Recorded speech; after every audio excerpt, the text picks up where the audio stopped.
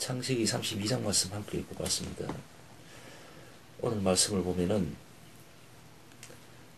라반을 피해서 고향으로 다시 돌아가는 야곱과 그 일행들을 보게 됩니다. 라반에게서 실컷 고생하다가 이제 두 처와 함께 돌아가고 있는 와중에 이제 또 한 번 더 이 야곱에게는 해결해야 될 숙명의 문제가 놓여 있죠.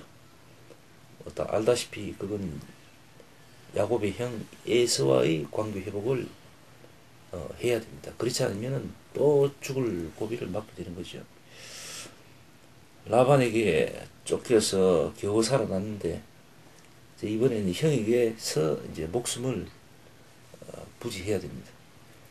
에서는 대단히 화가 나 있는 상태입니다. 400인을 거느리고 쫓아온다고 그렇게 말씀은 쭉 이야기하고 있습니다.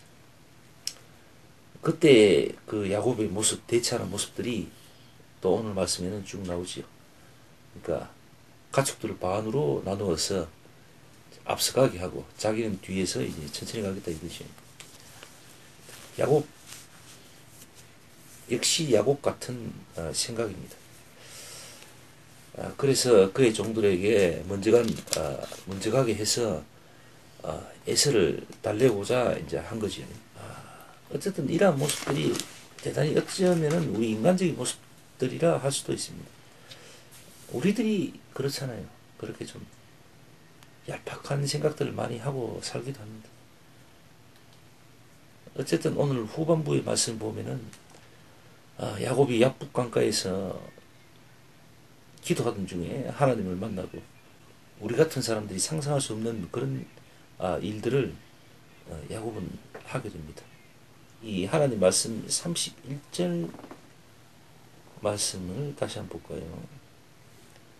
그가 분이엘을 지날 때에 해가 돋았고 그 환덕뼈로 인하여 절었더라 이렇게 되어 있습니다. 하나님과의 씨름을 하게 되는 거죠. 그러니까 야곱이 하나님을 붙들고 축복하지 않으면 아무데도 갈 수가 없습니다. 그러면서 기어이 축복을 하라고 아주 때를 씁니다.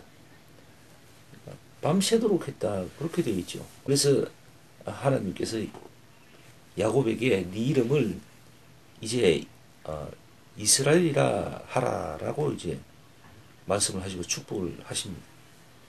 그리고 그 곳을 브니엘이라고 하죠. 지금도 이스라엘 사람들은 오늘 말씀에 보면 뭐라 그럽니까? 환도뼈 큰 힘줄을 먹지 아니한다라고 이제 얘기를 합니다. 사실 야곱 같은 사람이 이렇게 하나님께 축복받는다는 것은 참 우리가 이해하기 참 어려운 부분이 있죠. 우리가 일반적으로 생각할 때는 대단히 사람이 참 참되고 진실하고 착한 사람들, 그런 사람들을 하나님께서 축복하시고 그의 생에 복을 주실 거라 그렇게 우리가 보통은 생각하고 있잖아요. 그지?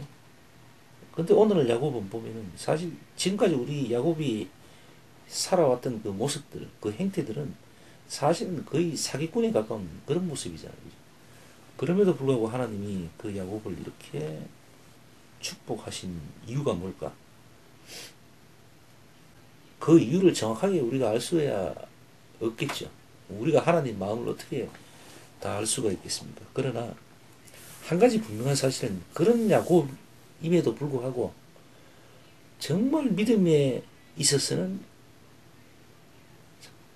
기가 찰 정도로 당차고 담대한 모습들을 봅니다. 하나님을 붙들고 놓질 않습니다.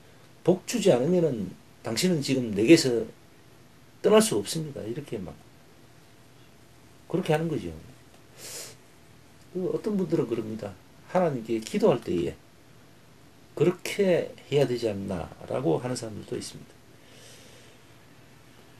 뭐 그렇기도 하죠, 그죠? 우리 입장에서는 당연히 피조물로서 창조주에게 그렇게 구해야 되는 게 맞겠지.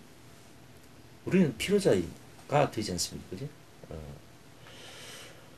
어쨌든 오늘 말씀 보니까 그런 야곱일지라도 복을 받는다. 라는 겁니다. 우리가 조금 부족하고 허물 많은 인간임에도 불구하고 죄인임에도 불구하고 우리가 복을 구하고 복을 받을 수 있다는 걸 오늘 말씀을 얘기해 주는 것 같습니다. 야곱 같은 사람에게도 복을 주시는 하나님인데 설마 우리가 구하는데도 불구하고 구함에도 불구하고 우리를 모른 척하지는 않을 거라 저는 그렇게 생각합니다. 그래서 우리가 하나님께 구해야 될 줄 믿습니다.